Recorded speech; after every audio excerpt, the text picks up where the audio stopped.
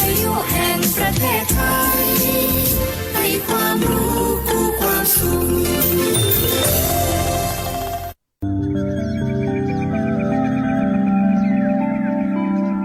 สถานีวิทยุกระจายเสียงแห่งประเทศไทยจังหวัดลำปาง FM 97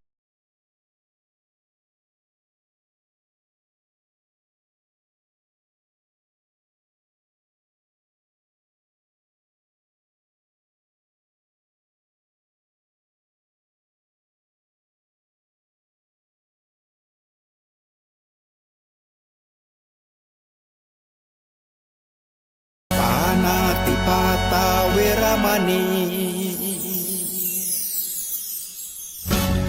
อธินาทานาเวรมณีกาเมมุสาสุราเม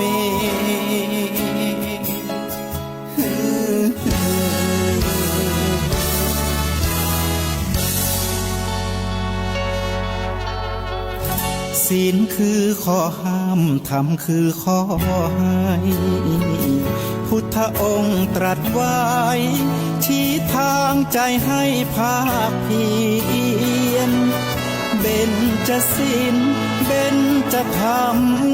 ท่องจำสมัยเราเป็นนักเรียนธรรมะไม่เคยแปรเปลี่ยนแต่เรายังจำได้มาทวงคำมันหมู่บ้านศีลห้าคือเป็นพันธะชาวพุทธทุกคนทั่วไทยสำนักพุทธขับเคลื่อนธรรมจุดเทียนสว่างที่กลางหัวใจสังคมจะร่มเย็นได้ศีลธรรมในใจต้องมีเบญจศีลว่ายังไงไหนลองท่องมาข้อหนึ่งห้ามฆ่าสัตว์ข้อสองห้ามลักทรัพย์ข้อสามห้ามประพฤติผิดในกามข้อสี่ห้ามพูดเท็จข้อห้าห้ามดื่มสุราแล้วเบญจธรรมทั้งห้าว่าอย่างไรนายบอกชัดๆอีกทีข้อหนึ่งเมตตากรุณาข้อสองสัมมาอาชีพข้อสามกามสังวรข้อสี่ต้องมีสัจจะข้อห้าสติสัมปชัญญะศีลห้าข้อทำห้าข้อทำใจทำได้สักข้อหรือยังมีศีลสุขล้ำมีธรรมสุขใจวอนพี่น้องไทยช่วยกันใส่ใจจริงจังยุคสมัยสื่อออนไลน์ทั้งโทษโจมตีใจเราทุกทางมีศีลมีธรรมเคียงข้างชีวิตพบทางสุขใจ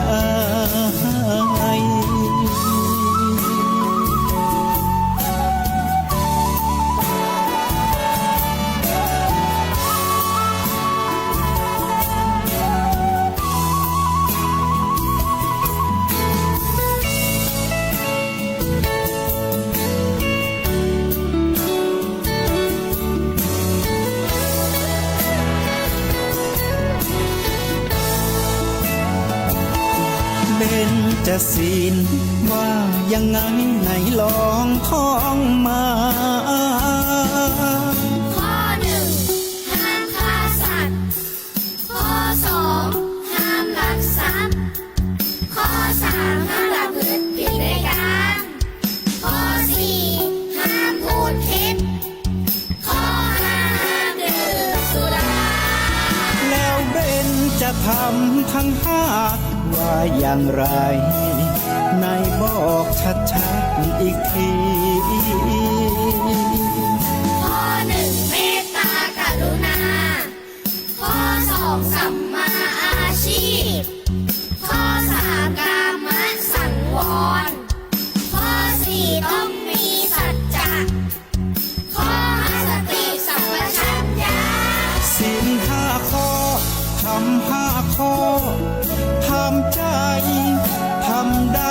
สักข้อหรือยังมีศีลสุขล้ำมีธรรมสุขใจวอนพี่น้องไทยช่วยกันใส่ใจจริงจังยุคสมัยสื่อออนไลน์ทั้งโทรโจมตีใจเราทุกทางมีศีลมีธรรมเคียงข้างชีวิตพบทางสุขใจมีศีลมีธรรมเคียงข้างชีวิตสมปรารถนาทุกหมู่บ้านรักษาศีลห้าสังคมน่าอยู่ยังยืน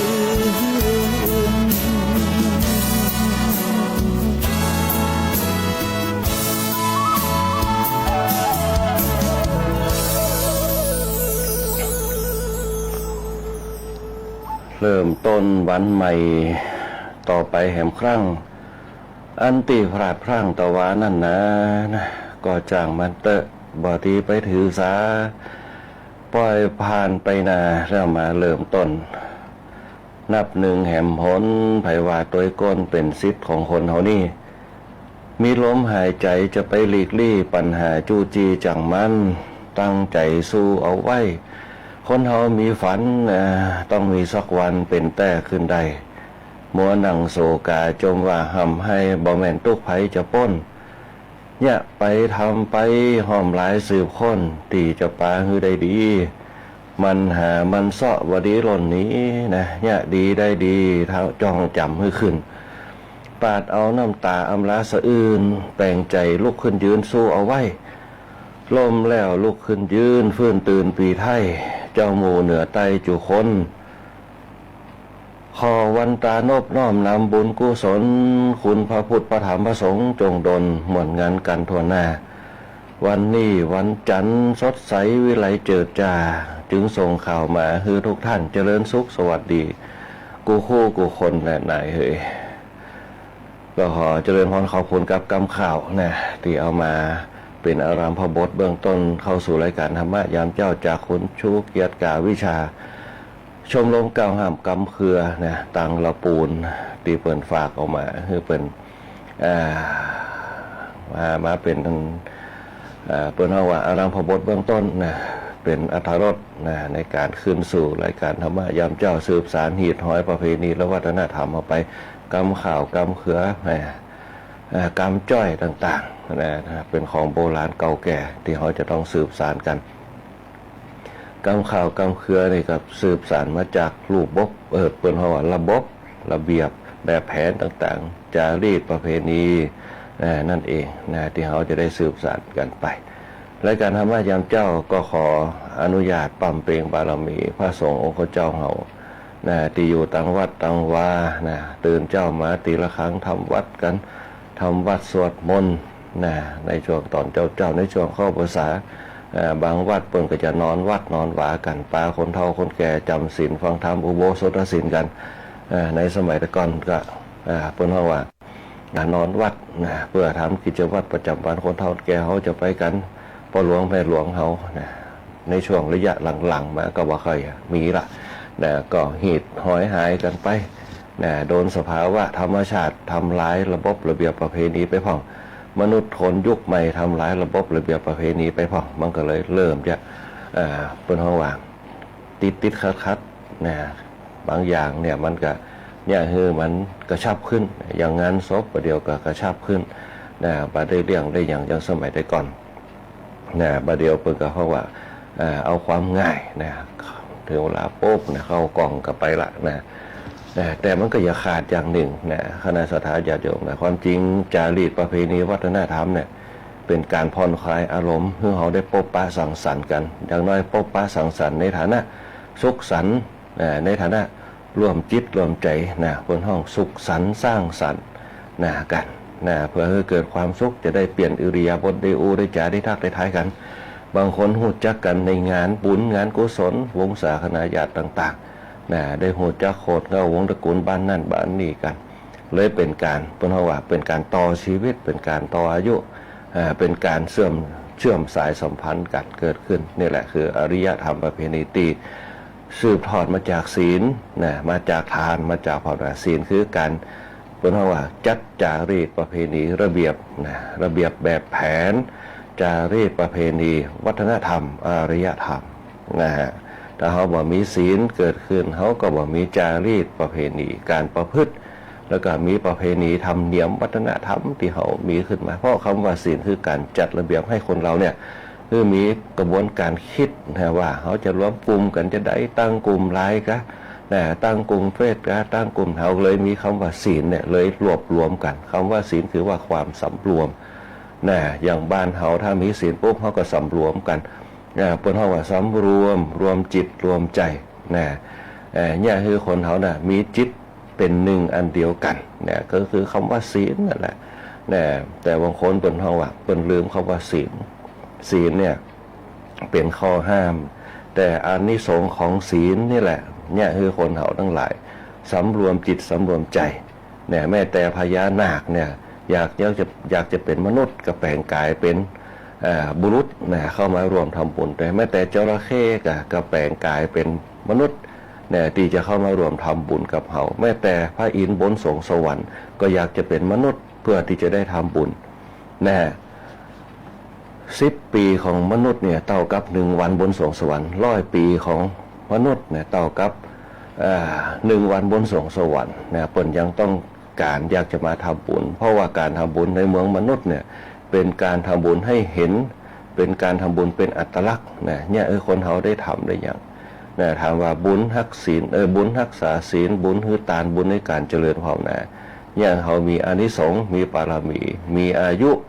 ยืนยาววันหน้าผิวพรรณผ่องใสบ่มีโรคภัยเข้ามาเบียดเบียนเพราะใจเราจะใสจิตเราจะใสกายแล้วก็จะสมบูรณ์ถ้าจิตเศร้าหมองใจก็ไม่ผ่องใสนะจิตเตนะอสังกฤเถวิปฏิกังขานะเมื่อจิตเศร้าหมองใจก็ผ่องใสนะฮะอันนี้เป็นต้นคณะสัตยาญาติโยมทั้งหลายนะเพิ่นเฮาว่าการพัฒนาจิตของเรานั่นเองธรรมะก็คืออาหารของจิตนะศีลทานภาวนาเป็นอาหารของเราที่จะทำให้วิถีชีวิตของเรานะไปสู่แห่งความสันติสุขนะธรรมะเป็นอาหารสติเป็นอาหารของจิตเพื่อสร้างภูมิต้านทานในการเห็นในการได้ยินแล้วก็ในการสัมผัสต่างๆเพื่อให้เขาเนี่ยหักห้ามใจระมัดระวังจิตระวังใจเขาบางทีตกไปในทุกขเวทนาต่างๆแล้วก็บันดาลโทสะออกมานั่นแหละและเป็นเขาธรรมะก็คือที่คนเขาทั้งหลายเนี่ยว่าคอยได้ตั้งใจต่อใดเวลาไปงานปอยงานอย่างโป๊บเวลาเตะถามปุ๊บเนี่ยคนเขาจะเริ่มอู้กันละเวลาตู้เจ้าเตะโป๊บเนี่ยอู้กันงานศพกับถ้ามีเพชรทานตะวันก็ต๊อบแป๊บละบางคนก็ยุคใหม่สมัยใหม่ก้มหน้าอย่างเดียวนะอันนี้เป็นต้นแล้วก็บอกได้ฟังธรรมะบางคนก็บอกว่าฟังคนเดียวก็ได้ดู YouTube เอาเนี่ยมันก็แม่นนะแต่ว่าการฟังธรรมะจากพระเนี่ยบางครั้งอาจจะบ่ฮู้เรื่องจักนิดน้อยอาจจะบ่ฮู้เรื่องแต่เราส่งจิตไปหาสมณะเนี่ยอย่างน้อยหนึ่งเขาได้ความสุขทางจิตเนี่ยเพื่อความยึดมั่นในตรงนั้นธรรมะเนี่ยเขาหาที่ไหนก็ได้แต่ว่ามันจะบ่มีอารมณ์เหมือนเดียวกันเหมือนกับเขาท่องหนังสือคนเดียวแล้วก็คือครูสอนนะถ้าครูสอนเขามันจะได้แน่นแต่ถ้าเขาท่องคนเดียวมันจำได้บ่เหมือนเดี๋ยวก็ลืมนะเพิ่นฮอกเก่งแบบไม่มีครูบาอาจารย์น่ะก็เก่งแต่ตัวนะถ้าเก่งแบบครูบาอาจารย์มันก็จะมีหัวใจทั้งจิตทั้งใจหล่อหลอมเนี่ยเพิ่นฮอกว่าสร้างจิตเนี่ยสามัญสำนึกให้กับตนเองนะตรงนี้เป็นต้นเพราะฉะนั้นเนี่ยรายการธรรมะยามเจ้าก็ขอปั๊มเปงบารมีพระสงฆ์องค์ข้าเจ้าเฮาโดยเฉพาะจะปั๊มเปงได้จะได้ก็ส่งจิตไปเกี่ยวมาเหมือนกับเฮาใจมือถือเนี่ยไปกล้องสัญญาณลงมานะใจพลังจิตของตัวเก่าขอบารมีของสังฆรัตนะทรงเลยกับจิตของเขาคือมีพลังแห่งสงฆ์นะคือมีพลังแห่งธรรมคือมีพลังแห่งพุทธรัตนะทั้ง3ประการถ้าเขาสามารถทำได้ปุ๊บนั่นแหละจิตของเขาจะเป็นฌานก็คือเป็นกระแสจิตของเราแล้วก็จิตของเขาเมื่อมันนิ่งมันสงบมันจะบำบัดของมันเองเหมือนกับน้ำที่มันสกปรกแล้วเขาเอากังหันไปหมุนเนี่ยมันก็ยังมันสะอาดขึ้นมาได้ ร่างกายของคนเขาก็เหมือนกันแต่ว่าเขาเนี่ยอย่างไปพ่องกินอย่างไปพ่องฮับอารมณ์อย่างไปพ่องตื่นเจ้ามาเขาบำบัดด้วยอากาศด้วยอารมณ์วันนี้เขาก็ได้สร้างภูมิต้านทานก็คือปีติสุขในการฟังธรรมปีติสุขนั่นคืออย่างก็คือเปิ้นเขาว่าอารมณ์ความรู้สึกต่างๆที่จะบำบัดจิตเขาบ่ฮือเศร้าหมองกำจัดเวทนาไปได้ตั้งปณิธานกับตัวเก่าวันนี้เราจะสร้างความสุขให้กับตนเองคือมีความสุขว่าฮับเอาความทุกข์เวทนาต่างๆเข้ามาฝังในจิตของเขาฟังได้เห็นได้รับฟังได้แต่ไม่รับรู้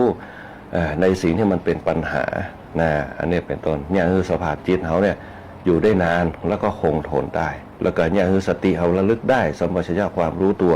ปัญญาก็จะเกิดขึ้นมาในการพัฒนาชีวิตอย่างมีคุณภาพแล้วก็ประสิทธิภาพแล้วก็สมรรถนะนั่นเองและการทำให้ยามเจ้าปังเปงบารมีพระสงฆ์เขาโดยเฉพาะพระสงฆ์เขาจะมีอย่างคือเขาฮับได้พ่องหนึ่งกิจวัตรของเปิ้นถึงจะเป็นตุเจ้าบ้านเขาบ้านนอกเขาที่เขาคุ้นเคยกันเป็นลูกเป็นหลานบ้านเขาแต่อานิสงส์ของเปิ้นอย่างน้อยก็คือที่เปิ้นได้ก็คืออยู่ในเขตเขตอาวาสของเปิ้นเขาเรียกว่ารุกขมูลอยู่โคนต้นไม้อยู่โคนต้นไม้คืออยู่วัดอยู่หวาอาศัยร่มเงาโบสถ์วิหารทำกิจวัตรของเปิ้นไปเปิ้นเขาว่าอยู่โคนต้นไม้อันนั้นคืออานิสงส์บารมีของพระสงฆ์เขา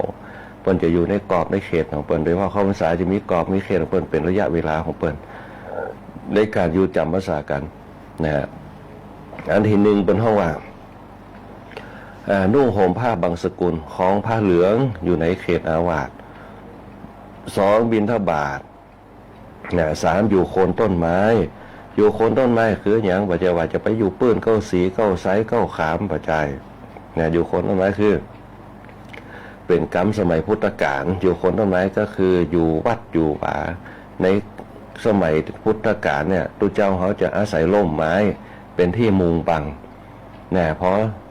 ราะอยู่ในต้นไม้เป็นที่มุงบังปุ๊บเนี่ยมันเป็นปัญหาก็ฝนตกแดดออกต่างๆหน้าแล้งก็ใบห่างก็ห้อนหน้าฝนก็ตกเนี่ยคือเปี้ยก็จะเริ่มมีการพัฒนากันขึ้นมาเป็นระยะก็จะมีโยมมาอุปถากมีอนาถาบิณฑิกาเศรษฐีมีนางวิสาขาขึ้นมาปุ๊บก็จะถวายวิหารขึ้นมาอย่างสมัยก่อนเขาเคยได้ยินก็ว่าเวรุวันวิหารเวรุวันเวรุแปลว่าไม้ไผ่วนะแปลว่าป่าวนะกับพนะพนะหรือว่าพนามันเป็นศัพท์ภาษาบาลีแปลงพระเป็นวะเป็นหลักศัพท์คำว่าเป็นภาษาบาลีแปลงพระเป็นวะเป็นต้นเป็นห้องพนาหรือว่าวนะแปลว่าป่าเวรุวนะก็คือสวนไผ่อันนี้เป็นต้นจึงวิหารหลังแรกชื่อว่าเวรุวันมหาวิหารเวรุวันมหาวิหารหลังแรกที่ขึ้นมาแตนป่าไผ่สมัยตะกอนเนี่ยเขาจะสังเกตได้จากหูปอย่างต่างๆเนี่ยที่เปิ่นแสดงโอวาทปาติโมกข์ตัวเจ้าพระสงฆ์เขาจะอยู่ในบริเวณป่าไผ่นั่นก็อย่าแปลกคณะสัตยาญาติโยมหลายจะมีป่าไผ่รอบข้างแล้วก็มุงบังป่ายจะมาจนกันเหมือนกับซุ่มเพียงเอามาขู่มันนี่กันก็นั่งอยู่ตั้งหลุมเวลาแสดงปาฏิโมกข์ปุ๊บก็อยู่ในห่มในอย่างเวลาฝนตกปุ๊บก็น้ำท่วมฝนตกเปียกบัดตัวใดน้ำท่วมนี่อีกหน่อยอันนั้นก็เป็นตียากลำบากกับพระสงฆ์เศรษฐีนาถาบิณฑิกะนางวิสาขาก็รวมใจกันสร้างเกิดขึ้นมาเวรุวันมหาวิหารเขาเลยมีวิหารหลังแรกขึ้นมาอันนี้เป็นเพราะว่าอยู่โคนต้นไม้ถึงใจกันมาตลอดอยู่โคนต้นไม้ฉันยาดองด้วยน้ำมูดเน่าก็คือยารักษาโรคโดยใจผันหน้านี่แหละหรือว่าบนห้องสมอไทยดองด้วยปัสสาวะที่กลั่นกรองดีแล้วจนเป็นน้ำสีเหลืองทองเอามาดองบะน้ำใจเหี่ยวปุ๊บใส่ในขันปุ๊บมาดองนั่นกินบ่ได้อันตรายเนี่ยคือเป็นโรคโดยติดเชื้อในกระแสเลือดแล้วก็เพราะอาหารตัวย่ำเนี่ยเด็ดขาดเพราะนั้นปัสสาวะปุ๊บเนี่ยเป็นเอามากองไว้จนเป็นน้ำสีทองจนบะมีกลิ่นออกมากินเน่าเหม็นเอามาดองไว้นั่นแหละเป็นเพราะว่าชั้นยาดองด้วยน้ำมนต์4อย่างก็คือกรณียกิจ4เป็นอานิสงส์ของพระสงฆ์ในการอยู่จ แต่ในเรื่องของทำวัดปฏิบัติเป็นปัจจัยอีกปัจจัยหนึ่งที่เสริมขึ้นมาเป็นกิจวัตรของพระสงฆ์สวดมนต์ทำวัดเพื่อสร้างจิตสมาธิภาวนาให้จิตตั้งมั่นเมื่อจิตตั้งมั่นปุ๊บทุกอย่างมันก็อยู่ที่สติของเราในความระลึกได้คนเขาสวดมนต์การเนี้ยคือเขามีสติสังเกตเพราะว่าเพิ่นจะสอนเขาสวดมนต์ก่อนนอนสวดมนต์ก่อนนอนสวดมนต์เพื่อให้มีสติสังเกตพอคนเขาเวลาฟังเพลงมันจะซึ้งมันจะม่วนจิตเขาจะไปเกาะกับเสียงเพลงอย่างเขาม่วนเพราะม่วนมีอารมณ์ม่วนขึ้นมามันก็ยังเขาคึกครื้นบันเทิงจำเริญใจการสวดมนต์เหมือนกันใหม่ๆจะติดขัดกุ๊กกุ๊กกักกักเดินไปปุ๊บสวดมนต์ไปสวดมนต์ไปสวดมนต์ไปมันม่วนเหมือนกับบางคนสวดคาถาเจ้าแม่คนเดียวใหม่ๆนี่มาได้กันอาตมาผ่านยังมาได้ใหม่ๆเมินไปมันคล่องปุ๊บมันก็ได้ของมันคนเดียวแล้วยังเรามีสมาธิแล้วคือเกิดความแม่นยำความแม่นยำตรงนั้นมันจะเป็นอานิสงส์ทำให้สติเราแม่นยำอันนี้เป็นต้นรายการธรรมะยามเจ้าเขาก็ขอปั๊มเต็งบารมีสังฆรัตนะเขาทุกคนทุกท่านบอกว่าจะเป็นหลวงพ่อเจ้าหน้าจังหวัดหลวงพ่อร้องจังหวัดหลวงพ่อเจ้าหน้าอำเภอหลวงพ่อร้องเจ้าหน้าอำเภอหลวงพ่อเจ้าหน้าตำบลหลวงพ่อเจ้าวาดพระเนรเถรน้อยทุกรูปทุกตนทั้งหมดเป็นสังฆรัตนะเพื่อแผ่การพระศรัทธาญาติโยมได้พลังภายในการฟังธรรมะปฏิบัติธรรมแล้วก็ฮือฌานเขาเกิดโดยที่ด้านหนึ่งที่ลืมมาได้สวทลำปางที่คือเวลาออกอากาศคุณเดือนอินตาภูมิด้วยการสถานีแล้วก็คุณกัญจนาอินทาหัวหน้าฝ่ายรายการคุณแอลชุติการเราใช้คุณก้อยอัชราพรพวงจันทร์คุณบรรหารสุยะอันนี้เป็นต้นทีมงานดีเจตีคอยคือกำลังใจกันมาตีคอยส่งเสริมอุปถัมภ์บำรุงกันมาบละบาขาดกันโดยเฉพาะหัวหน้าประสานหัวโตยหัวหน้าฝ่ายช่างหัวหน้าประสานทีมทองคุณแหลมเพชรนันตาแสงคุณภูเพียงโพสิริแสนช่างต่อวัตีร้อยตีอาทิตย์ปนาบาดีเป็นรวมไปถึงปุ้นคุณธนาพันธ์โชคดีคุณมิตรเดือนใจเจ้าหน้าที่ต่างๆปีเตาหัวโตยคุณบรรจินนันตาแสงก็จะร่วมจิตร่วมใจกัน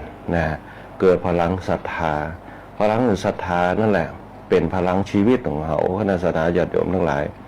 เขาสร้างพลังศีลพลังตานพลังภาวนาพลังศรัทธาเกิดมาจากพลังแห่งธรรมที่เราได้ฟังไปพลังแห่งธรรมเนี่ยเราได้คิดและเราพิจารณาเกิดพลังสติปัญญาทำให้เกิดความศรัทธาความเชื่อมั่นในตัวเองบัจเจศรัทธาอัตมาภาพบัจเจศรัทธาพระสงฆ์บัจเจศรัทธาวัดคำว่าศรัทธาตรงนี้เป็นศรัทธาอยู่ที่ตัวเขาศรัทธาตัวเขานั่นแหละเขาถ้ามีความศรัทธาในตัวเขาจะบ่คิดสั้นเขาจะมีสติระลึกได้อยู่ตลอดว่าอันไหนควรทำอันไหนบ่ควรทำอันไหนควรคิดอันไหนบ่ควรคิดอันนี้เป็นต้นพลังศรัทธาคือความเชื่อมั่นเขาจะยกบ่หินถ้าเขามีพลังศรัทธาเขายกบ่ได้เขาก็ขี้ข้านเป็นห้องพลังศรัทธาพลังศรัทธาจะเกิดกับเขาเมื่อมันศรัทธากับตัวเขาได้ปุ๊บเขาจะมีพลังศรัทธาคือความเชื่อในสิ่งต่างๆที่เรารู้ที่เราเห็นที่เรากระทำอย่างชาญฉลาดประกอบไปด้วยธรรมธรรมะก็คือข้อคิดหลักการและเหตุผลที่เขาจะนำเอามาใช้ในการดำเนินชีวิตประจำวันเปรียบเสมือนแสงเทียนที่ตั้งอยู่ข้างหน้าเทียนเปิ้นจะมีไส้เตียนกับเตียนไส้เตียนกับเตียนรวมกันปุ๊บก็คือศีลคือการรวมกันเป็นสมรรถนะมีไส้เทียนมีเทียนอันนี้เป็นห้องว่าเป็นสมรรถนะของศีลเปรียบเทียบเอาไปทานนั่นก็คือแสงสว่างที่จุดขึ้นมาปุ๊บก็เป็นแสงสว่างขึ้นมาเป็นทานจุดขึ้นมาเป็นแสงสว่างเป็นทานพอแสงสว่างเกิดขึ้นมาปุ๊บก็เป็นภาวนามันแจ้งนักก็คือภาวนานักภาวนาคือความเจริญคือความสว่างเกิดขึ้นพอมันนิ่งปุ๊บในแสงเทียนมันนักมันนิ่งปุ๊บปลายมันว่าไหวติงก็คือความสงบเกิดขึ้นแต่แสงเทียนตรงนั้นมันจะไกลหรือมันจะใกล้ขึ้นอยู่กับพลังแห่งไส้เตียนกับไขเทียนถ้าไส้เตียนนักไขเตียนนักปุ๊บมันก็แจ้งนักนั่นแหละคือเปรียบเสมือนธรรมะที่เขาได้ฮับออกไปเป็นแสงสว่างแห่งปัญญาเป็นห้องธรรมะบารมีเขาส่วนมากเขาจะสนใจในเรื่องของศีลทานภาวนาแต่ธรรมะเขาบอกเขาได้สนใจตรงไหนเพราะว่าธรรมะเปรียบเสมือนประกายแสงที่เกิดมาจากแสงเทียนอีกทีนึงเขาเห็นแสงเทียนที่มันสีส้มที่มันออกมา แต่เราลืมไปว่ามันจะมีแสงอันหนึ่งที่ออกมาจากสีส้มนั่นก็คือแสงสีรุ้งแสงเจ็ดสีเวลาพอไปดีๆมันจะเห็นนะปุ๊บปั๊บมันจะเห็นแสงสีเขียวสีน้ำเงินสีแดงสีอย่างต่างๆออกมาถ้าเขาเพ่งแต่เวลาเหมือนกับเขามองขี้หูขี้ตาแล้วเขาหันเตียงนั่นแหละเป็นห้องว่าฉับพลันนรังสีและรังสี6 อย่าง 7 อย่างที่มันจะเกิดออกมาฉับพลัน6 อย่างเกิดออกมาเนี่ยเหมือนกับตัวเขานี่แหละเนี่ยเมื่อเขามีฉับพลันนรังสีเกิดขึ้นฉับพลันนรังสีของเขาคืออย่างคือเดชอำนาจวาสนาบารมีเนี่ยเกิดขึ้นมากับตัวเกาสิริเนี่ยราศีจะเกิดขึ้นกับตัวเขายิ่งเขามีบารมีภายในนักเท่าใดมันก็จะเกิดกับตัวเขานักขึ้นไปที่ไหนโป๊บคนก็บ่คิดไล่กับเขาคนเห็นเขาโป๊บโอ้ร่างกายหน้าตาสดใสผิวพรรณผ่องใสหน้าเข้าใกล้หน้าคบหาหน้าเจรจาเนี่ยแหละเป็นห้องว่าปาณาติบาตเป็นพื้นฐานนะถ้าเขางดเว้นจากตรงนั้นได้ปุ๊บมันจะมีเสน่ห์คือเมตตาบารมีมันจะตามมันเป็นพลังภายในที่เขาสัมผัสมาได้ที่เขาสามารถมีความรู้สึกได้เหมือนกับลูกเขาเนี่ยทำดีกับเขาปลื้มใจเนี่ยนะอันเนี้ยมันสามารถรับรู้ได้ตรงนั้นเหมือนกับลูกเขาเนี่ยเป็นห้องว่าบ่ให้บ่ด้านเขามีความสุขเนี่ยเป็นห้องว่าเนี่ยนะมันเกิดขึ้นกับตัวเขามันไม่สามารถจับต้องได้แต่มันรับรู้ด้วยความรู้สึกเนี่ยยินดีเนี่ยยินดีแล้วก็ปีติสุขเกิดขึ้นยินดีปีดาเนี่ยความสุขเกิดขึ้นมาปุ๊บมันจะมีอิ่มอกอิ่มใจเต็มอกเต็มใจนั่นแหละคือการก่อเริ่มต้นคือความว่าบารมีนะอันนี้เป็นต้นเพราะฉะนั้นเนี่ยที่เขาขาดไปก็คือการฟังธรรมอาตมาเห็นคณะสัตยาธิของเราแก่โป๊พี่อย่างเปิ้นมีความเชื่อในเรื่องพระสงฆ์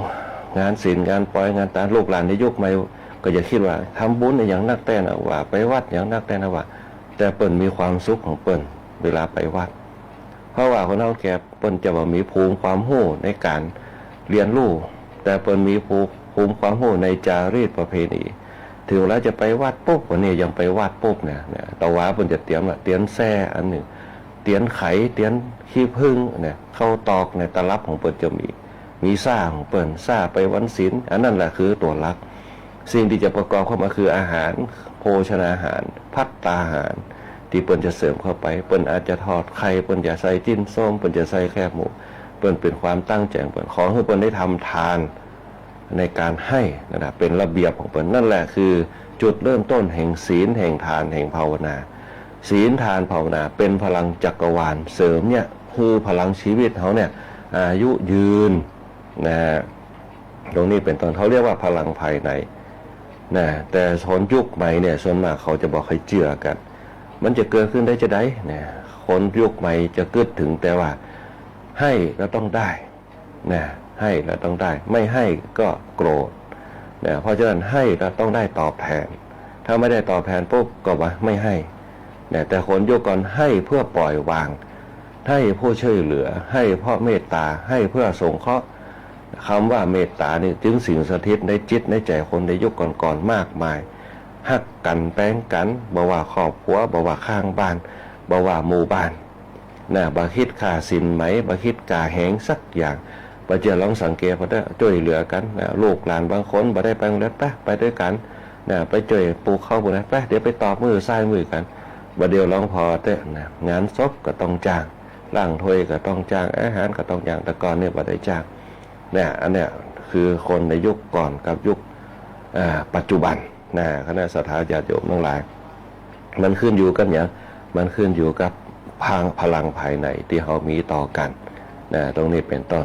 นะและการทำให้ยามเจ้าตีลืมบัดได้ก็คือไฟช่างเขา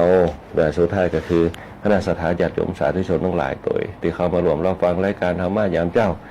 ก็ขอให้กระแสจิตทุกคนทุกท่านเป็นในทิศทางเดียวกันเป็นกระแสแห่งฌานเป็นกระแสแห่งญาณเพื่อจะสร้างพลังกระแสแห่งฌานเนี่ยเพื่อแผ่ให้สัตว์โลกทั้งหลายตีตุกห้อนจิตตุกห้อนใจตีมีการทำร้ายกันปุ๊บอยู่เย็นเป็นสุขกันเนี่ยพลังแห่งจิตแต่ละคนแต่ละท่านที่เข้ามาสู่รายการธรรมะยามเจ้าก็ถือว่าเป็นพลังแห่งฌานเหมือนกระแสมือถือที่เขาไปกล้องเอาแล้วเขาจะโทรหากัน เนี่ยมันก็เปิดไว้มันก็เข้าหากันว่าเขาจะโทรมาได้ปุ๊บเขาก็เลือกกดเอาเนี่ยกระแสแห่งฌานถ้ามันดีปุ๊บเนี่ยกระแสจิตเขาจะตั้งมั่นเมื่อกระแสจิตตั้งมั่นแม้แต่เขาสวดมนต์จิตเราก็ร่มเย็นจิตเราก็ตั้งมั่นจิตตังทันตังสุขาวะหังจิตที่ฝึกดีแล้วนำความสุขมาให้นะอันนี้เป็นต้นคณะสัตยาญาติโยมทั้งหลายเพราะฉะนั้นเนี่ย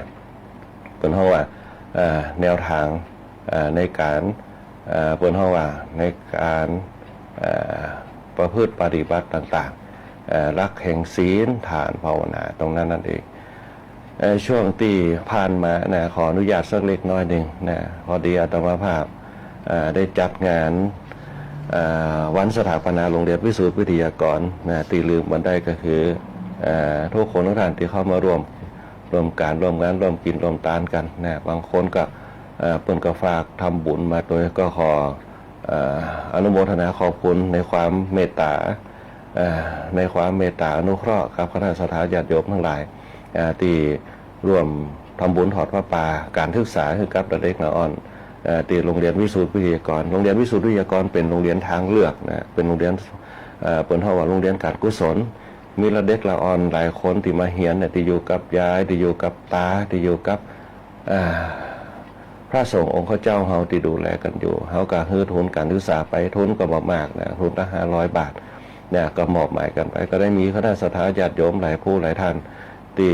มีเมตตาจิตนะบริจาคมาก็นำเอาไปแจกจ่ายกันคือกับเราเด็กเราอ่อนตว่าจะเป็นคุณป้านันทวดีนะที่ไปร่วมบริจาคกันตว่าแล้วก็ปีเพ็ญศรีนะปีเพ็ญศรีผมแก้วงามนะเพ็ญศรีมีหลายคนเนี่ยจริงครับปีเพ็ญศรีผมแก้วงามเป็นครูเก่าเพิ่นก็รวมกันนะญาติเพิ่นญาติสนิทมิตรสหายเพิ่นรวมกันมารวมบริจาคกันนะในการเพิ่นเฮาว่านำเอาจตุปัจจัยมามอบให้กับเด็กอ่อนนะเฮือละอ่อนได้มีทุนการศึกษาอย่างน้อยก็คือเป็นการลดการลดการละเข้าไปนะตีนำเอามานี่กันนะก็ขอใจเวลานี่สักเล็กน้อยหนึ่งนะชี้แจงให้กับคณะสัตยาญาติโยมทั้งหลายตัวที่เปิดบริจาคมาคุณดาราวันพ่องนะที่ผ่านมาจากโยมก้อยเห่าโยมก้อยครับโยมยุ่ยนะแล้วก็ว่าจะเป็นโยมแอลนะผอเขาตัวนะผอเดือนเขาตัวนะหลายผู้หลายท่านที่เป็นสะพานบุญเฮือแล้วก็มีรีวิวนะที่เปิดฟังรายการธรรมะยามเจ้าตัวเนี่ยเพิ่งก็ช่วยประกาศข่าวตั้งลำปางซิตี้ให้กันนะก็ได้จตุปัจจัยมาก็จะนำเอาไปให้ละอ่อนเป็นเดือนไปเป็นทุนการศึกษาเป็นการลดการละเป็นเรื่องอาหารการกินต่างๆนะคุณก้อยเขานะที่เป็นสะพานบุญคุณสกุลรัตน์โดยคุณโยมสกุลรัตน์ที่ฟังรายการธรรมะยามเจ้าตลอดนะเปิ้นร่วมบริจาคมาเสียสละกำลังทรัพย์มา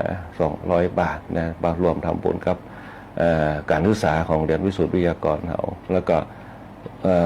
คุณป้ารัตดาของตัวคุณป้ารัตดาในเปิ้นก็ร่วมทำบุญกับพระป่าการกุศลการศึกษาให้กับโรงเรียนวิสุทธิวิทยากรโรงเรียนวิสุทธิวิทยากรนี่จะมีลูกศิษย์ลูกหานะเป็นข้าราชการทหารตำรวจนะพลเอกสราวุธเมืองแม่เนี่ยที่เป็นแม่ทัพภาคจังหวัดพิษณุโลกเนี่ยเพิ่นก็ร่วมทำบุญกันรวมทำบุญกันมาจะเป็นศิษย์เก่าเขาพอสมบัติมานี้ผมว่าก็เป็นศิษย์เก่าเรียนวิสุทธิวิทยากรเขาตัวนะเกี่ยวพันเอกณัฐพลอ้นทาก็เป็นศิษย์เก่าเรียนวิสุทธิวิทยากรเขาเนี่ยหลายผู้หลายท่านติดจบออกไปจากวิสุทธิวิทยากรเขานะคุณเดี๋ยวคุณปารัตดาเขาตัวนะที่รวมบริจาคมาแล้วก็คุณโยมบุญเลื่อนนะคุณโยมบุญเลื่อนการจนะกุลนะที่รวมบริจาคมาพร้อมลูกหลานนะที่รวมบริจาคมาแล้วก็คุณโยมทรงพลเขาตัวนะอยู่ตั้งภูเก็ตอยู่ยังพัทยานะที่เป็นโอนเข้ามานะก็ขอเจริญพรอนุโมทนาขอบคุณแกนะที่เข้ามารวมทำบุญด้วยกันนะอันนี้ก็รายชื่อที่เป็นโอนเข้ามาก็ขอประกาศบุญกุศลนะคือการคณะสัตยาญาติโยมได้ทราบตัวแล้วก็ดีเจยุ่ยเขาตัวนะที่เป็นสะพานบุญคือบอกว่าจะเป็นคุณโยมนงนุชนะเป็นโยมฝากรวมทำบุญการศึกษามาตัวให้กับระเด็กละอ่อนอาตมาภาพก็จะมีหน้าที่จัดสรรนะจัดสรรให้กับ เราเด็กเราอ่อนทั้งหลายให้เกิดความสุขให้เกิดการอยู่ร่วมกันจะพยายามสร้างเลี้ยงให้เป็นครอบครัวให้ได้ให้เขาเป็นที่พึ่งเขาแล้วก็จะหาแนวทางให้เขาได้เห็นได้เป็นทหารเป็นตำรวจนะก็จะเอาไปสอบตำรวจกันก็จะติวกันไปสอบตำรวจปีก่อนก็ได้ไปหลายคนเป็นตำรวจเป็นทหารก็หลายคนนะแล้วก็โควต้าไม่ตีมอพะเยาเปิดขึ้นมาก็คือผู้ช่วยพยาบาลนะแล้วก็บุรุษพยาบาลนะโควต้าไปเขาก็สรรหานะคุณโยมบุญเที่ยงเขาตัวคุณโยมบุญเที่ยงคุณโยมบุญเที่ยงนี่จะทำบุญกันมาตลอดบอกว่าจะเป็นถวายเทียนที่วัดดอกเปล่านะคุณโยมบุญเที่ยงก็ขอเจริญพรอนุโมทนาขอบคุณไปตัวนะ คุณโยมกัญญากรตัวนะที่รวมทำบุญมากับพระป่าที่ผ่านมานะหลายผู้หลายท่านเดี๋ยวเขาก็จะมาอู้กันนะโดยพ่อสถานีวิทยุสวทลำปางเขารวมจิตรวมใจกันมานะก็ขอแสดงความซาบซึ้งกับทุกคนทุกท่านโดยที่รวมบริจาคมาก็ทุกบาททุกสตางค์ก็จะไปช่วยเหลือแล้วก็ส่งเสริมในการพัฒนาอุปกรณ์การเรียนการสอนของระเด็กละอ่อนโรงเรียนวิสุทธิวิทยากรเขาให้มีอุปกรณ์การศึกษาแล้วก็มีสถานที่อยู่ให้เหมาะสมไปด้วยในคณะที่อาตมาได้ทำนะอันนี้เป็นต้นเจริญพรขอบคุณตัวกาแฟรายการทุกคนทุกท่านที่ร่วมบริจาคมากันนะก็ผ่านไปได้ดีนะแต่ว่าก็จัดงานให้กับละอ่อนนะบอกว่าจะเป็นด้านศาสนาพิธีมอบทุนการศึกษาแล้วก็กีฬานะโดยเฉพาะกีฬาตรงนี้นะก็ได้รับความอนุเคราะห์จากโรงเรียนเทศบาล4นะเข้ามาร่วมกันสร้างความสัมพันธ์ระดับละอ่อนนะเพื่อกับฟุตบอลฟุตซอลต่างๆนะเพื่อเขาได้มีมิติในการดำเนินชีวิตบ่เพื่อลงไปในทางยาเสพติดต่างๆนะเอามาร่วมแข่งขันกีฬากันสร้างความสัมพันธ์กันนะเพื่อมันได้รู้จักกันนะเป็นโรงเรียนคนห้องกลุ่มเดียวกันนะก็บรรยายทำเตะให้เขาไปตัวในเรื่องของการศึกษาในเรื่องของการเล่นกีฬาด้วยกันจะไปทะเลาะกันอันนี้นี่เป็นต้นก็สอนเขาเพื่อสร้างความสัมพันธ์กันเพื่อฮักกันเหมือนปีเหมือนน้องก็ได้จะไปคิดว่าเขาเก่งเขาแน่ความเก่งความแน่มันไม่ใช่แน่เสมอไปเพื่อฮักกันหันหน้ากันก็เป็นเพื่อนกันเพื่อไปในทิศทางที่สร้างสรรค์เรียนหนังสือกันเราอบรมสั่งสอนกันไปต้องเรื่องโรงเรียนเทศบาล4ผมก็ส่ง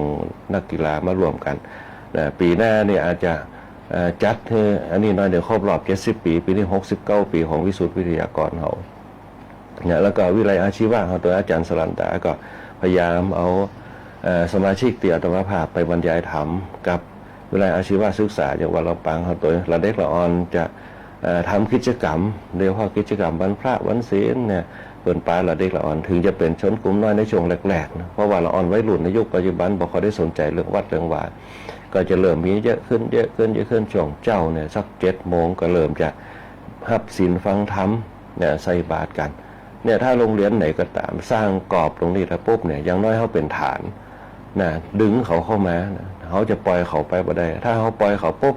เขาก็ว่ามีจารีตของเขาจารีตของเขาในยุคใหม่ก็คือมือถือมือถือคบกันก่อนไปเหียนแต่ว่าก็ไปส่งละอ่อนที่บ้านตั้งคิวหลมเนี่ยตั้งคิวหลมไปส่งละอ่อนกลับมาละอ่อนช่วยการช่วยงานถึงได้ไปส่งกระหันละอ่อนเป็นกลุ่มบางกลุ่มปุ๊บเนี่ยละอ่อนเล็กๆน้อยๆแต่งตัวสายเดียวกันการขี่รถกันไปค่ำเมื่อคืนอันนี้เป็นต้นเขาสร้างเขาสร้างเขาเพื่อมีจารีตประเพณีเมื่อจารีตประเพณีมันมีปุ๊บต่อไปภายในประเพณีและวัฒนธรรมเขาจะบ่เสื่อมไปบอกว่าจะเป็นในเรื่องของศาสนาพิธีต่างๆในเรื่องของกิจการการงานต่างๆอันนี้เป็นต้นนี่ก็จะได้ช่วยกันสร้างสรรค์สังคมก็ใจธรรมะนี่แหละระเด็กละอ่อนเขาก็จะต้องใจธรรมะทางโรงเรียนวิสุทธ์ก็จะมีธรรมะนี่แหละหน้าเสาธงไปได้ปุ๊บก็จะเตะถึงเวลาปุ๊บก็จะวันศุกร์มาปุ๊บก็อย่าเตะแต่ขอแนมเขาเตะให้เขาให้เข้าใจรักและเหตุผลให้เขามีจิตสำนึกคือได้ว่าใครเป็นผู้มีพระคุณกับเขาบอกเจอว่าเขาปล่อยเขาไปติ๊กๆคือเขามีจิตสำนึกในความเป็นผู้มีพระคุณเขาอยู่ด้วยใครบางคนอาจจะมามีป่อมามีแม่แต่เขาก็ต้องนึกถึงว่าอย่างน้อยเขามีบุคคลผู้เป็นปกครองเขา ตีฮื้อบุญคุณกับเขาเพราะฉะนั้นเขาจะต้องจำให้ดีว่าคนที่มีพระคุณกับเขานี่เป็นไผเนี่ยที่ช่วยเหลือเขามาตลอดนะอันนี้เป็นต้นเขาต้องสร้างสามัญสำนึกถ้าคนเขามีสามัญสำนึกปุ๊บมันก็จะมีจิตสำนึก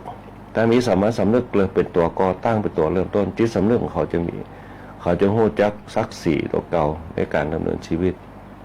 เนี่ยตรงนี้เป็นต้นนี่ก็คือจะใส่เข้าไปนะอันนี้ก็ที่ผ่านมาที่ได้ทำไปนะแต่ละสถานที่นะที่ได้ช่วยกันในเรื่องของการศึกษาอาตมาภาพก็จะเหลืออายุงานก็แห่ง4-5 ปีนะ4-5 ปีในการทำงานแต่ก็จะบรรยายธรรมให้กับคณะสัตยาญาติโยมไปเลยหาหัวข้อธรรมตีวิเคราะห์เข้ามาแล้วก็สรุปออกมานะคือคณะสัตยาญาติโยมได้นำเอาไปใจให้มันเป็นประโยชน์ได้อาตมาภาพจำได้ว่าในสมัยพุทธกาลเนี่ยคนบ้านธรรมดาเนี่ยก็บรรลุมรรคผลได้เนี่ยตีนึกขึ้นได้คืออนาถบิณฑิกาเศรษฐีนั่นแหละแล้วก็นางวิสาขาพ่อแม่ของพระยศแหมเนี่ยที่เขาได้อู้กันไปเขาก่อนเพิ่งก็ได้บรรลุธรรมเนี่ยได้บรรลุธรรมนี่อย่างถึงบรรลุธรรมมันเกิดผลเป็นยังไงคนที่บรรลุธรรมเนี่ยจะมีสติปัญญาที่มั่นคงไม่เสื่อมคลายแล้วก็รู้จักการกำจัดเวทนากำจัดทุกข์ที่เกิดขึ้นเบื้องหน้าใดว่าเพื่อเป็นปัญหามารบกวนจิตเขานะเปิ้นมีสติปัญญาอู้ง่ายๆว่าเปิ้นมีภูมิคุ้มกันทั้งภายในแล้วก็ภายนอกภายในก็คือมีภูมิคุ้มกันก็คือใจธรรมะเป็นตัวเตือนสติบ่ให้ปัญหาเข้ามารบกวนจิตเขาจิตที่ตั้งมั่นคนเขาถ้าจิตมันเศร้าหมองก็เหมือนกับดอกไม้อยู่ในต้นไม้ถ้ามันมีดอกหนึ่งมันเหี่ยวปุ๊บเนี่ยดอกหนึ่งมันก็จะเหี่ยวตามเริ่มไปตามกาลของมันนะแล้วก็ดอกไม้นั่นนะถ้ามันบ่มีปุ๋ยมันก็ยังเหี่ยวไปนะเขาก็ต้องช่วยกันนะอันนี้เป็นต้นนะในสมัยพุทธกาลเนี่ยที่เพิ่นฮ้องว่าอุบาสกอุบาสิกาที่ได้บรรลุธรรมนะก็มีเยอะแยะมากมายก็อาศัยปั๊มเต็งบารมีนะบารมีคือศีลคือทานคือภาวนาพัฒนาขึ้นไปจนถึงนะเพิ่นฮ้องปัญญานะศีลสมาธิปัญญานะขึ้นมานะในส่วนสมัยพุทธกาลก็มีอย่างที่เขาอู้กันไปเข้าก่อนนะในเรื่องของพรรษาที่1นะคณะสัตยาญาติโยมหลายก็ในเรื่องของตอนนั้นเขาอู้ถึงเรื่องยัสสะกุลบุตรออกบวชนะยัสสะกุลบุตรออกบวชปุ๊บเนี่ยที่บอกว่าเดินบนเพ้อไปปุ๊บที่นี่วุ่นวายที่นี่วุ่นวายที่นี่วุ่นวายที่นี่ขัดข้องวุ่นวาย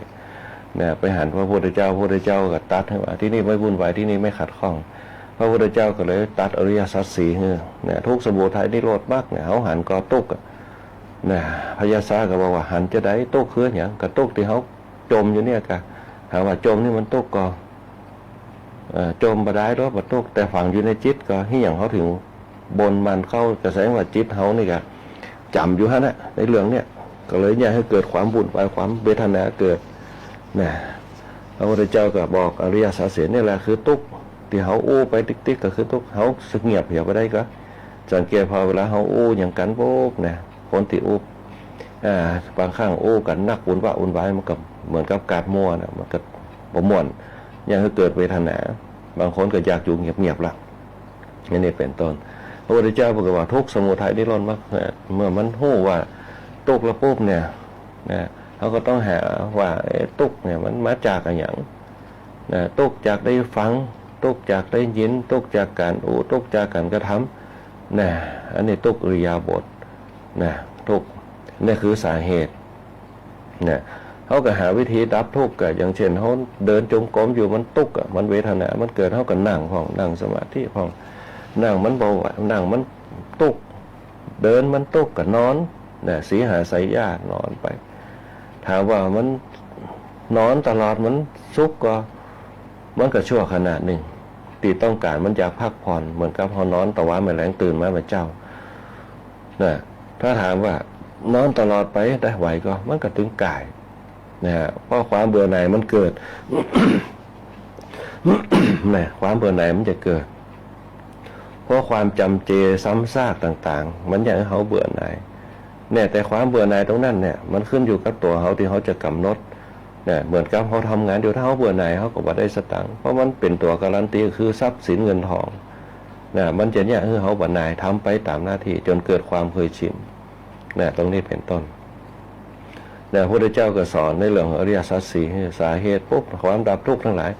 มาตึงตอนความดับทุกข์นี่แหละเนี่ยอย่างตีเคยอู้กันไปว่าเฮาฮู้อริยสัจสี่แต่ข้อสุดท้ายเนี่ยคือมรรคคือหนทางเขาบอกใครฟังกันเหมือนกับเขาไปวัดไปงานศพเขาหับศีลแต่ปาดไปกันแต่ถวายต้านเอาเจ้าภาพมาถวายภาวนาก็เงียบเดี๋ยวสกางอู้กันนะเนี่ยเพิ่นเฮาว่าฐานเนี่ยธรรมเนี่ยเขาบ่ได้ธรรมน่ะก็คือหนทางอาหารจิตเขาเพิ่นห้องธรรมะบารมีนั่นแหละคือหนทางช่องทางคือธรรมะนั่นเปรียบเสมือนประกายแสงที่ออกมาจากแสงที่มันทำให้ความมืดกระจายหายไปทำเนี่ยคือมันต่อเชื้อเพลิงไปได้อีกนั่นคือประกายของมันเหมือนกับความร้อนที่เขาประกายเข้ามากระทบมันเกิดมาจากความร้อนเกิดมาจากพระอาทิตย์เกิดความร้อนเกิดมาจากนั่นแหละคือประกายของมันคือความร้อนแสงสีสีก็คือประกายคณะสัตยาติโยมทั้งหลายเพราะฉะนั้นเนี่ยเฮาเนี่ยได้หมดทุกอย่างทำบุญมาบศีลทานภาวนาได้หมดแต่สีมันบ่ได้สีก็คือบารมีสีก็คือสิริอำนาจนั่นแหละคนทั้งแก่เขาถามว่าฟังธรรมฮู้เรื่องเพิ่นสิฮู้เรื่องเพิ่นฮู้แต่ว่าศีลทานภาวนาบทสรุปนะเพิ่นจะจำบทสรุปจะไปทำบาปคือมีศีลนี่เป็นต้นเปิดจำเปิดตั้งมั่นของเปิ้นอันนี้แหละเปิ้นถึงได้อายุยืนศีลเนี่ยเนี่ยคืออายุยืนทานเนี่ยเนี่ยคือผิวพรรณผ่องใสภาวนาเนี่ยทำให้เปิ้นห้องว่าความสงบจิตสงบใจให้จิตใจเจริญอันนี้เป็นต้นพระพุทธเจ้าก็จึงแสดงธรรมคือยสสะเปิ้นห้องว่าอนุปปิกถาอนุปปิกถาเนี่ยอู้ถึงเรื่องของทานทานกถาอนุปปิกถาเนี่ยอู้ถึงธรรม5อย่างอริยสัจ4ตัวธรรม5อย่างมีทานทานกถาศีลกถาสักขะกถาแล้วก็กามทินวกถาสุดท้ายอันที่5คือเนคขมมานิสังสกถาเนคขมมะนิสังสกถา5อย่างพระพุทธเจ้าตัดอนุปปิกถานั่นแหละคือเพชรเม็ดเอกที่เพิ่นตัดให้กับยศกุลบุตรโอ้ถึงเลยอริยสัจสี่ปุ๊บเนี่ยยศหนิ่งละพระนาสัทธาญาติโยมลองฟังให้ดีเวลาจะสอนลูกสอนหลานปุ๊บต้องอู้ถึงอรัมภบทก่อนสาเหตุของมันก่อนที่จะสอนมันให้มันมีจิตสำนึกมันจะมีอยู่2จังหวะแรกพระพุทธเจ้าจะสอนอริยสัจสี่จังหวะที่2พระพุทธเจ้าจะสอนธรรมะธรรมะนี่ก็คือมรรคคือหนทางอริยสัจสี่มีทุกข์สมุทัยนิโรธมรรคมรรคคือหนทางทีนี้เนี่ยยังเขาได้ศีลได้ทานได้ภาวนาเขาจะไปลืมธรรมะศีลบารมีทานบารมีภาวนาบารมีธรรมะบารมีอย่าลืมเขาขาดไปตัวหนึ่งแต่ถามว่าได้ก็ได้แต่มันยังไม่ถึง 100% มันได้แค่90% ในพลังตรงนั้นพระยศเนี่ยได้อนุปปิกถาตัวเนี่ยอนุปปิกถาแปลว่าถ้อยคำที่กล่าวโดยลำดับตั้งแต่เบื้องต้นขึ้นไปคำว่าฐานเปรียบเสมือนบันไดไต่ขึ้นไปสู่สวรรค์ฐานที่เขาฮือเนี่ยจนเกิดว่าปล่อยวางได้อารมณ์เนี่ยหายากคนในยุคปัจจุบันเขาหายากที่ปล่อยวางได้คนจะประพฤติเนี่ยปล่อยไปตามสังขารปล่อยไปตามการปล่อยไปตามพฤติกรรมของเขาถึงเวลาเขาต้องวางละคือปล่อยได้วางได้ฐานกถาถ้อยคำพรรณนาถึงเรื่องทานฐานกถาศีลกถาก็คือถ้อยคำที่พรรณนาไปเรื่องของศีลสักขะกถาก็คือถ้อยคำที่พรรณนาถึงเรื่องสวรรค์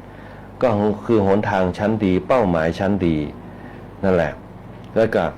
กามทินวกถากถาที่พรรณนาอาทีนวะหรือว่าโทษของกามอย่างที่บอกเอาไว้กามราคะตัณหากามราคะตัณหา3ตัวเนี่ยเปิ้นบอกว่ากามเนี่ยถือว่าเป็นเรื่องสำคัญก็คือความใคร่ราคะคือความกำหนัด นะตัณหาก็คือความอยากที่มันจะก้าวไปสู่ตัณหาพระพุทธเจ้าเพิ่นจึงสอนถ้อยคำพรรณนาถึงเรื่องของกามเพิ่นจะอย่าให้ตุเจ้าพระสงฆ์เนี่ยบ่ให้มีกามเกิดขึ้นคือในเรื่องของหนึ่งเรื่องการฉัน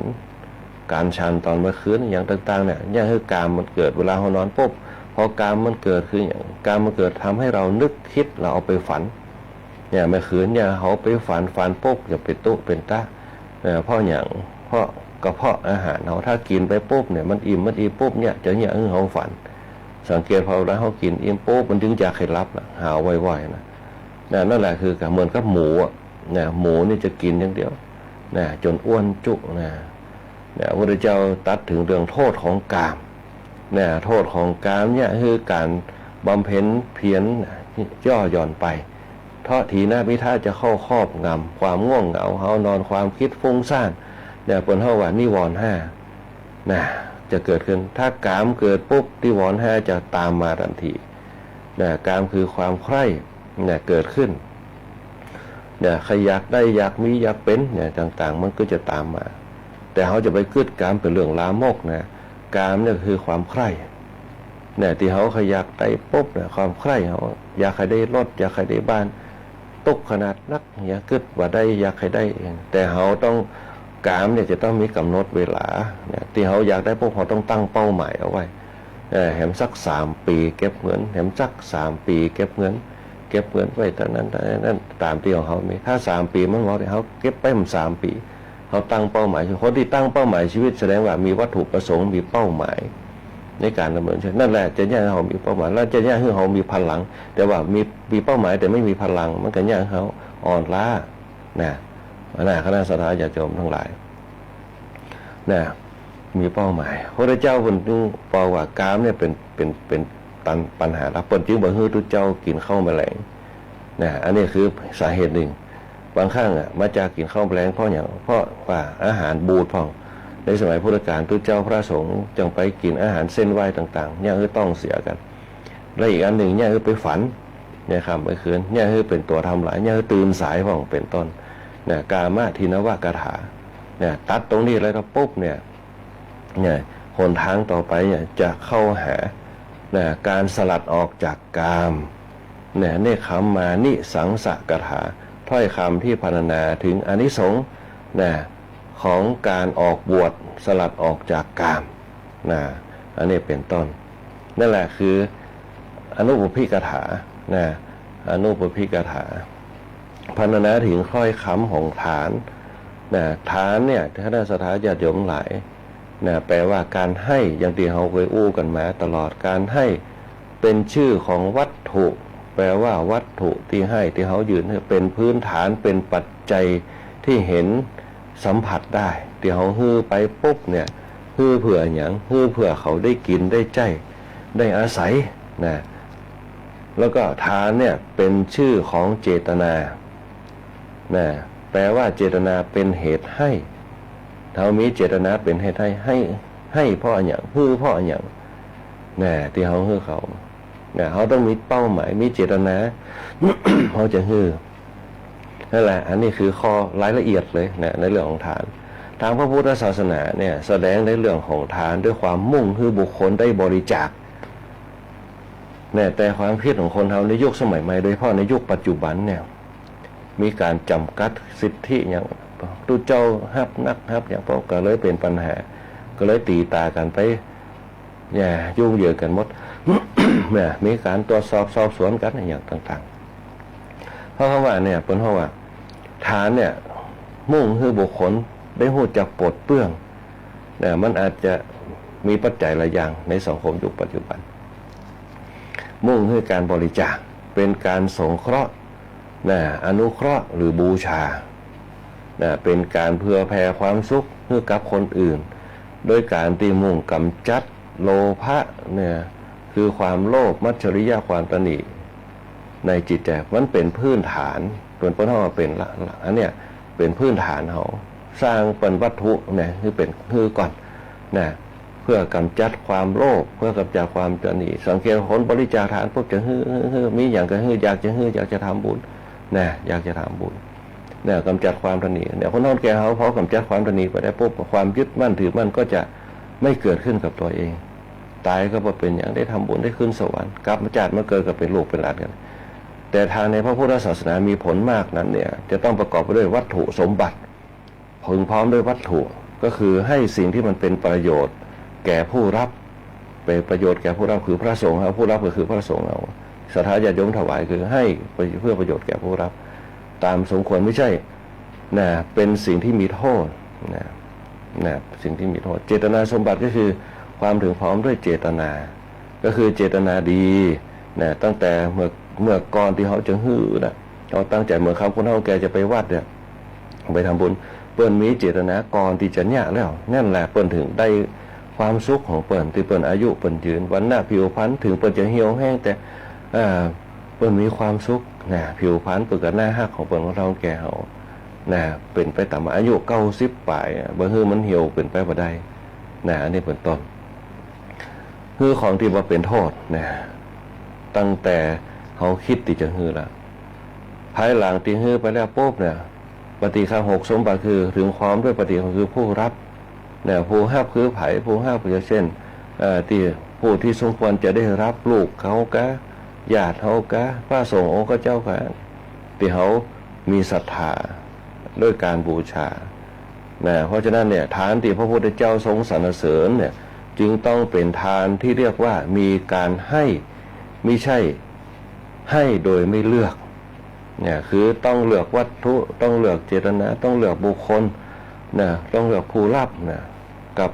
ต้องดูให้เหมาะสมไม่ทำให้ตนเองได้เดือดร้อนแล้วก็ลำบากเพราะการให้พระพุทธเจ้าจึงสอนแสดงทานกถานะไว้แบบที่เฮาอู้กันมานะคือเนี่ยโดยไม่มีความลำบากกับตัวเอง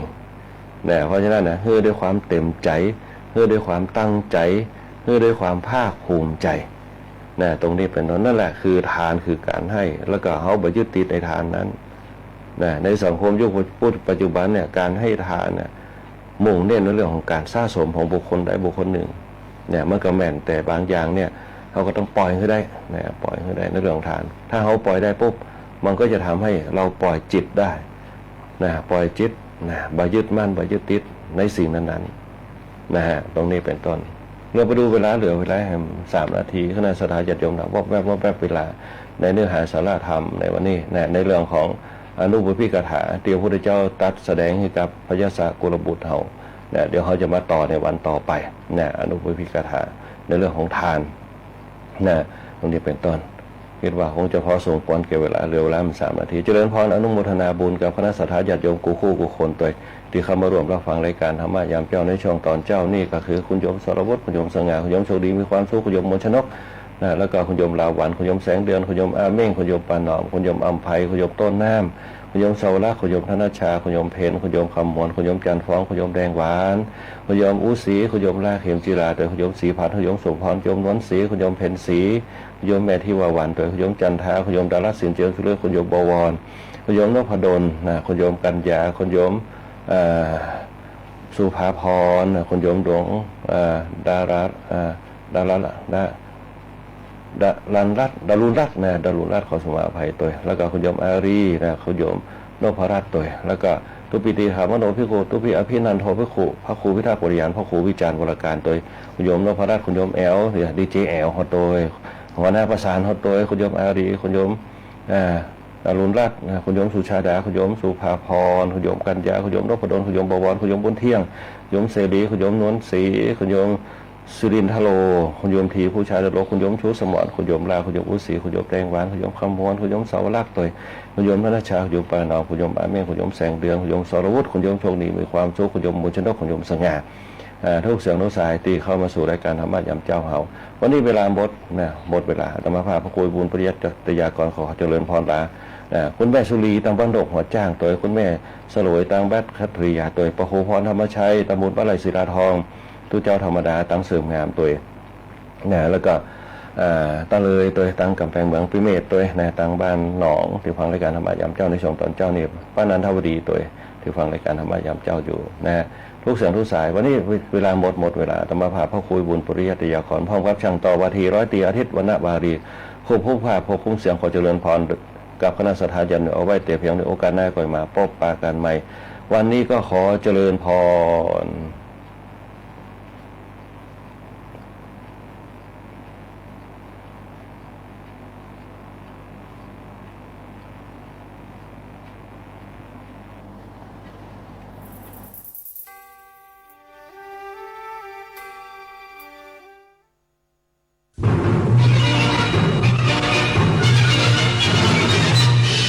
สถานีวิทยุกระจายเสียงแห่งประเทศไทยและเครือข่ายทั่วประเทศเสนอข่าวต้นชั่วโมง